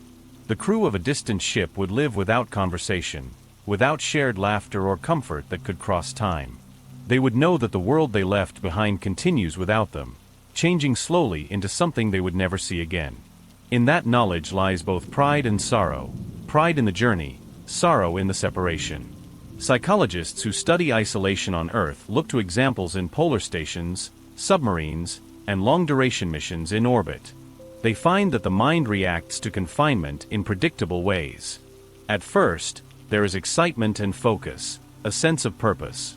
Then comes monotony, the sameness of days, the repetition of routines.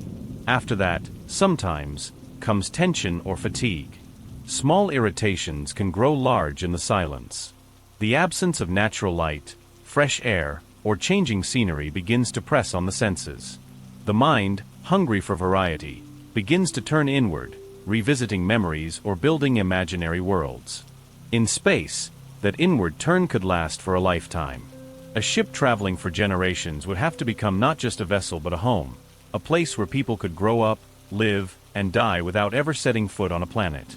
Their entire world would be metal and light, recycled air, and the quiet rhythm of artificial gravity. For them, stars would not be destinations but scenery, always distant and unreachable. Their sense of time would be measured not by days or seasons, but by maintenance cycles and family stories. They would know the concept of Earth only through records and images, perhaps passed down like myths. In such a life, the meaning of home would change forever. Some might adapt to it. Human beings are remarkably resilient. We have lived in deserts, mountains, and deep oceans. We have found ways to survive in almost every environment on Earth. But adaptation does not mean ease. Living in isolation would require constant emotional care, not only for individuals but for entire communities. Each person would carry a private sense of loss, even if they were born on the ship and had never seen Earth. They would inherit a longing for a place they never knew.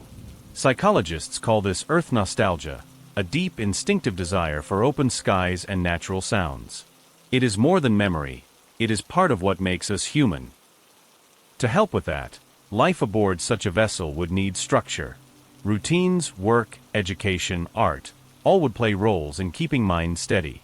There would be music, stories, shared meals, celebrations of small things. The ship's design might include spaces filled with light and plants to remind people of nature. Artificial days and nights would help regulate the body's rhythm. Even the simplest things, like the sound of recorded birds or the scent of growing leaves, could help preserve sanity.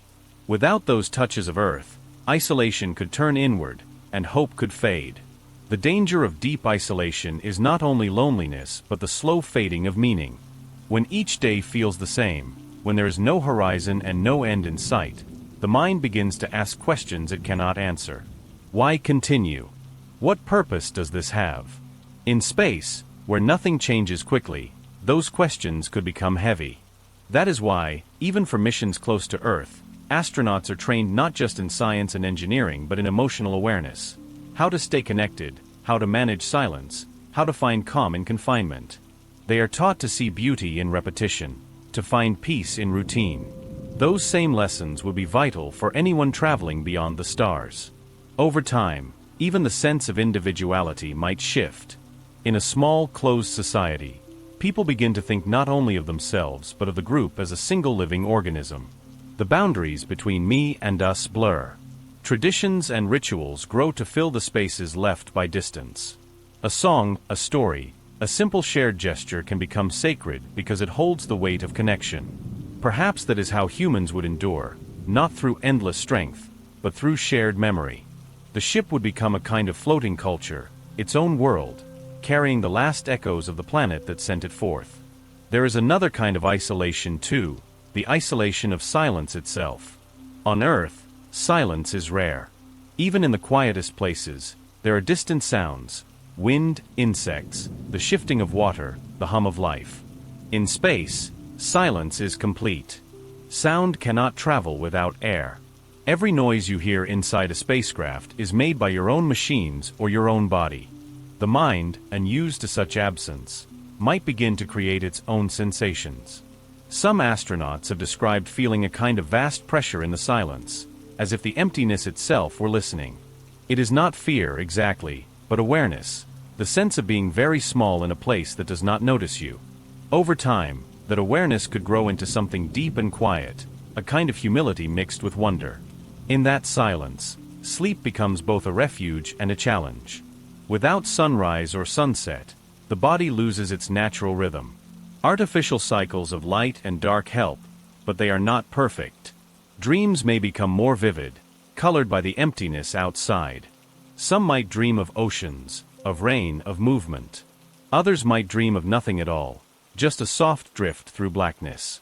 In those dreams, perhaps, the human mind finds a way to make peace with the vastness around it, to let go of the need for motion and control. In a way, the dream state itself is a small echo of space, still, dark, and infinite. The generations who live in such conditions would likely see the world differently than we do. For them, the idea of isolation might not feel like loss but normality. They would know only the community around them, the slow pulse of their ship's systems, the artificial gravity under their feet. The universe beyond the walls would be both real and unreachable, like a quiet God that could be seen but never touched. Their art, their stories, their values would all grow from that understanding. Perhaps they would speak of the galaxy not as something to escape, but as something to belong to, a great shelter of stars that holds them in its light. Still, even with such acceptance, the human heart would carry its quiet ache.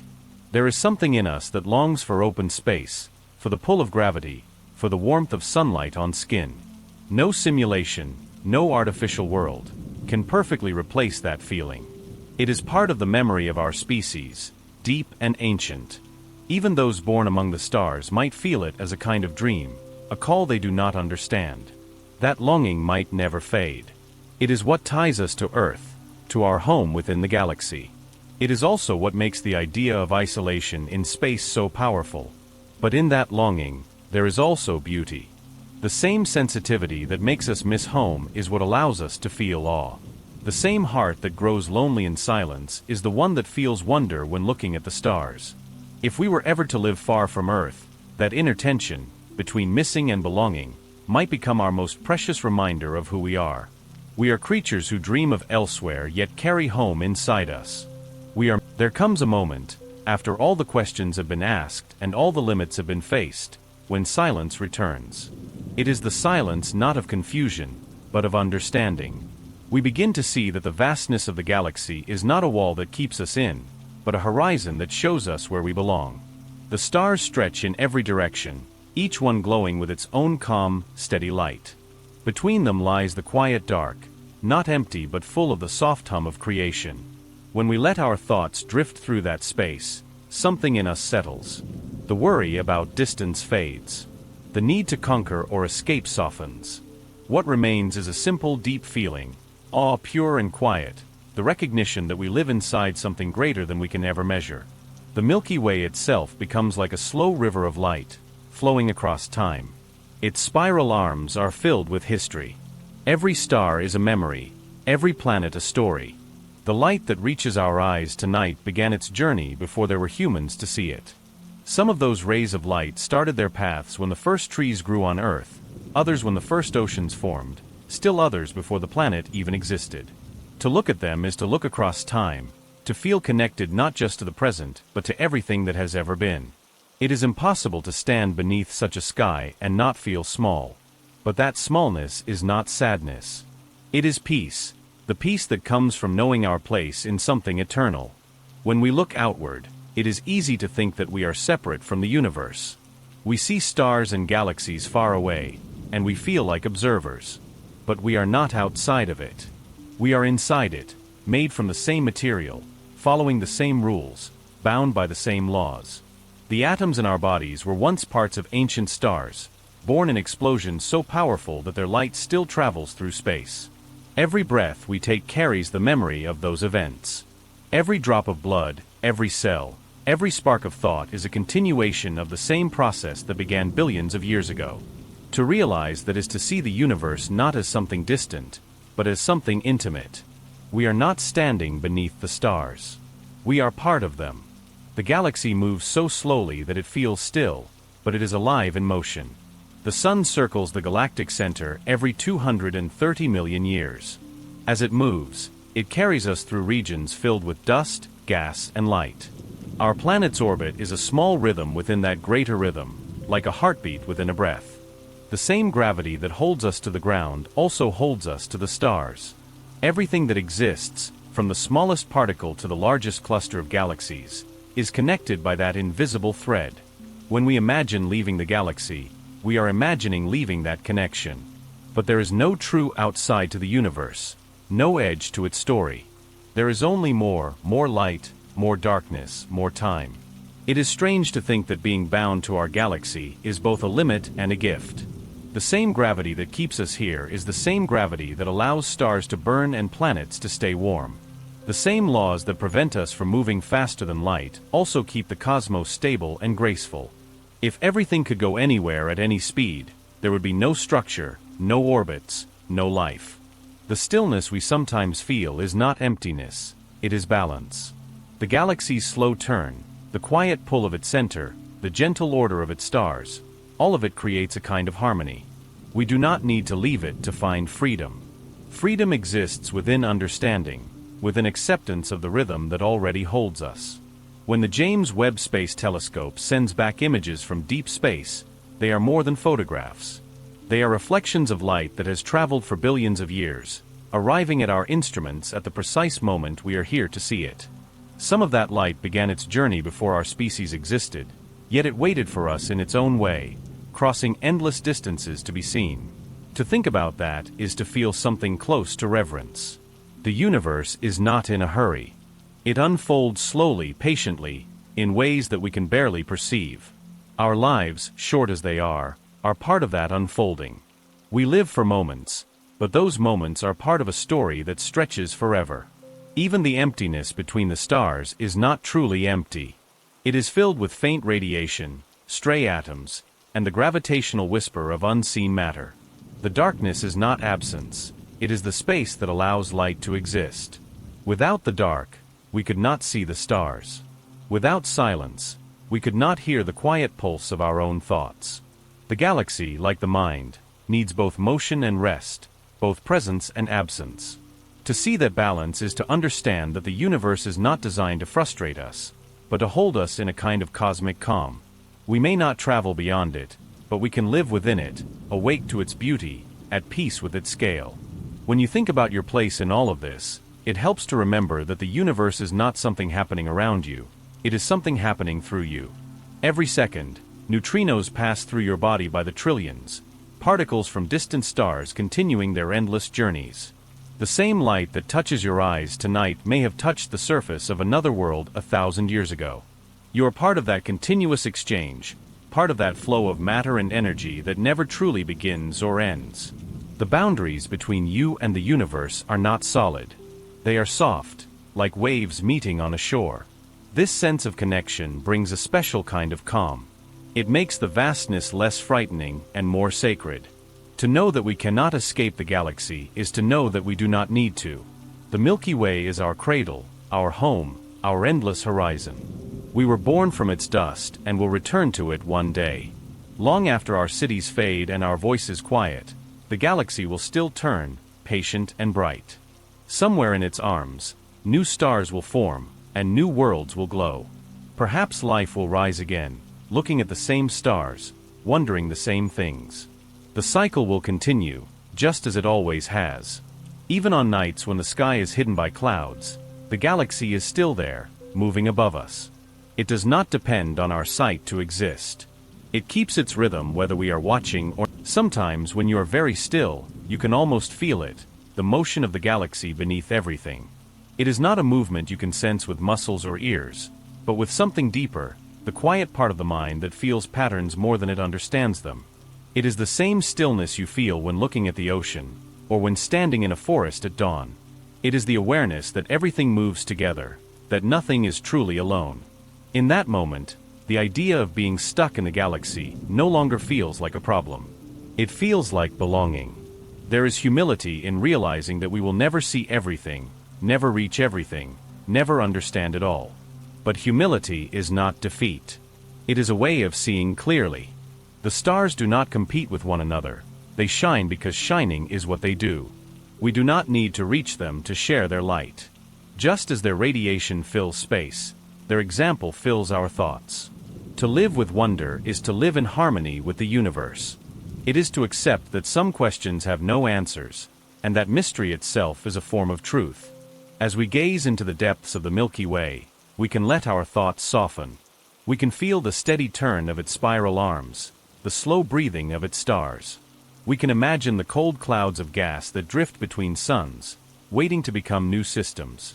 We can picture the long arcs of planets in orbit, each following its path with perfect patience. Every part of the galaxy moves according to the same laws, the same quiet order.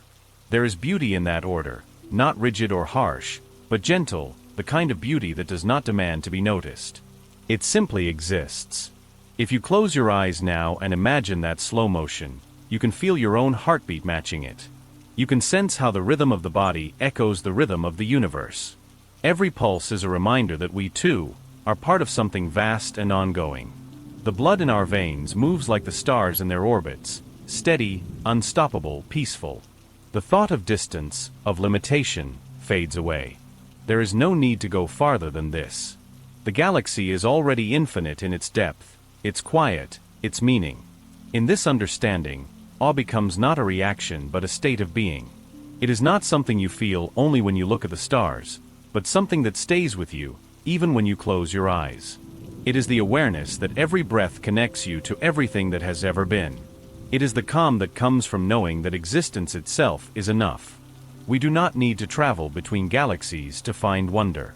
It is here within us, within every atom and every heartbeat. So when you think again of the question, why are we stuck in our galaxy forever?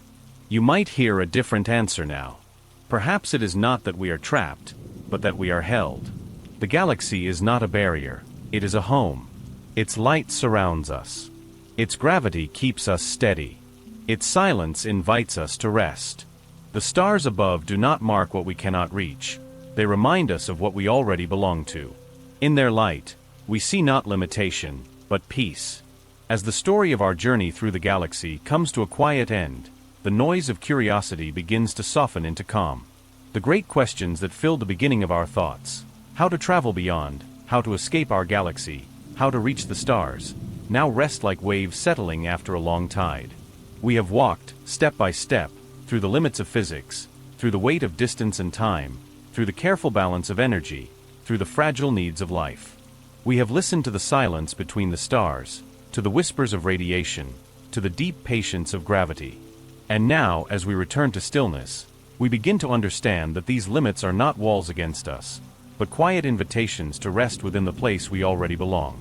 The Milky Way stretches around us, wide and steady, like a luminous sea of stars. Its spiral arms reach through the dark, shining faintly in patterns that have existed for billions of years. Every point of light we see is a reminder of continuity, stars born, shining, fading, and reborn again.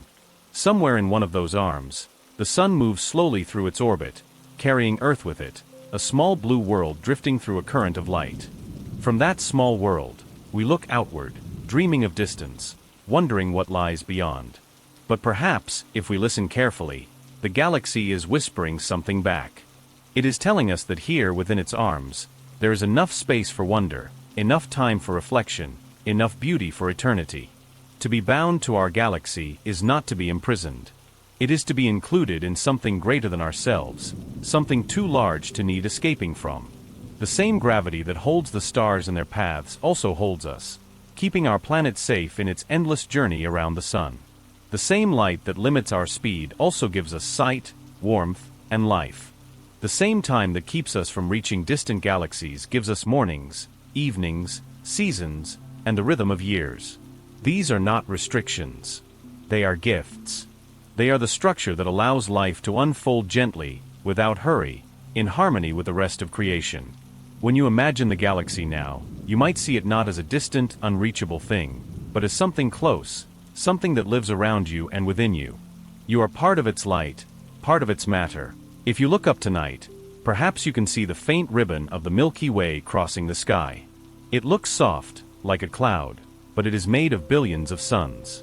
Between them are clouds of dust, places where new stars are being born. The light you see is ancient, but it arrives fresh to your eyes, as if the galaxy itself wanted to remind you that time does not erase beauty. It only changes its form. Every second of your life is part of that same movement. You are living within a vast, slow heartbeat that stretches across light years. The stars do not rush, and neither do you have to. There is a kind of rest in that thought, the rest of knowing that you are not required to go farther, faster, or beyond. The universe has already given you everything you need to feel wonder. The light that shines from distant galaxies has traveled across unimaginable distances just to reach this small corner where you stand. It fills the night sky, a soft reminder that even in stillness, there is motion, and even in silence, there is meaning. The galaxies beyond are not places we must conquer. They are distant echoes that remind us how much there is to see right where we are. When you close your eyes, you can almost feel the motion of our world turning through space. The planet spins gently, and the air moves with it. The oceans rise and fall. The moon pulls on the tides, and the stars drift slowly overhead. All of this happens without effort, without noise, without struggle. The same quiet order that keeps the galaxies turning keeps your own heart beating. The same balance that holds the stars in orbit keeps your body at rest as you breathe. Everything moves together in harmony, and that harmony is where peace is found. Perhaps that is what the universe has been showing us all along, that stillness is not the absence of motion, but its perfect balance. We do not need to go beyond our galaxy to find freedom. Freedom is the ability to exist fully within what is, without needing to change it. The Milky Way, with its billions of stars and endless calm, is not a place we are stuck in, but a place that carries us. It moves through space at hundreds of thousands of miles per hour, yet to us, it feels like stillness. Within that stillness, life happens, quietly and beautifully. The dream of traveling beyond our galaxy will never fully leave us, and it should not. It is part of who we are to wonder, to reach, to imagine. But perhaps the greatest discovery will not be found in another galaxy. It will be found in the realization that our place within this one is already enough. To understand the limits of distance and time is to appreciate the depth of what we have. To see the boundaries of possibility is to understand the perfection of the present. The universe does not keep us here as punishment, but as part of its design, a design that values balance, patience, and quiet joy. And so, as this story comes to its final breath, you can allow yourself to rest. You have traveled through ideas and distances so great that they can only be held in imagination. You have seen how every challenge leads back to the same truth, that we are part of something vast and peaceful. The stars will keep shining. The galaxies will keep turning. The universe will continue its slow, eternal motion. And within that motion, we remain, small but aware, fragile but luminous. We are not lost in space. We are found within it. The night sky outside your window is older than words, older than every memory, and yet it speaks without sound. Its light falls gently on your eyes, the same light that has crossed countless miles to reach you. Let that thought settle deep within you. You are not apart from that light. You are part of it. You are the universe observing itself, resting for a moment in the shape of a human being.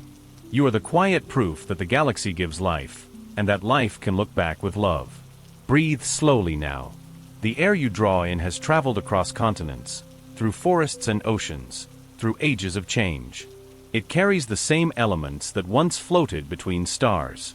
With every breath, you are part of a rhythm older than the earth itself. The boundaries between your life and the life of the universe fade softly, until there is no separation, only calm, only existence, only being. As you rest here, surrounded by the slow turning of the world and the infinite quiet of the stars, you can let go of the need to reach farther. The galaxy is already yours. Its light touches you. Its gravity holds you. Its history lives within you.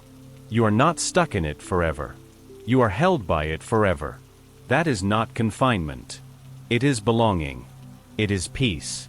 If you have been listening to this story and your eyes are beginning to grow heavy, let them close. Let your thoughts drift like small satellites in orbit, slowly settling into the stillness of space. There is nothing more to do, nothing more to solve. The universe moves without your effort, and you move within it, safe and steady. The light of the stars will keep shining while you rest. The galaxy will keep turning, slowly, endlessly, patiently.